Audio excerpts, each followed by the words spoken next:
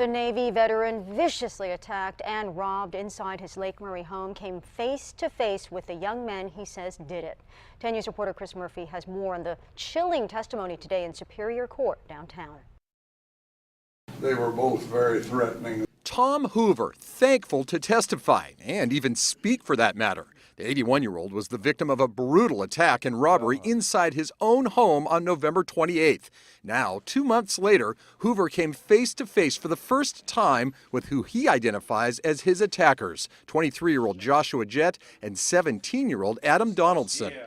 K-9 Unit Officer Gregory Bisesto raced to Lake Murray as a passerby had called 911 after seeing a couple of young men with a crowbar trying to pry their way into Hoover's house. Bisesto testified he saw Jett and Donaldson running from Hoover's house with a backpack, stuffed suitcases, and a bloody crowbar. As soon as the dog started making his way out my window, both of them immediately dropped to the ground.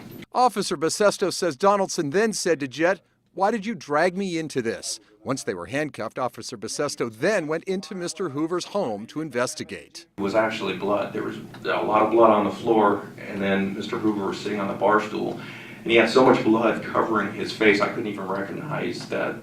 I know it's an individual, but I couldn't make anything out on him. Hoover suffered a broken jaw and his scalp was split open after he says the men hit him 3 times with the tire iron. He says they took $600 cash, his watch, and 2 rings. They also stole the Navy veteran's sense of safety after living in his Lake Murray home for 40 years without incident until now. As for the suspects, Hoover told 10 News he hopes the prosecutors throw the book at them. They're facing some obviously very serious charges in terms of exposure over 10 years in state prison. Chris Murphy, 10 News.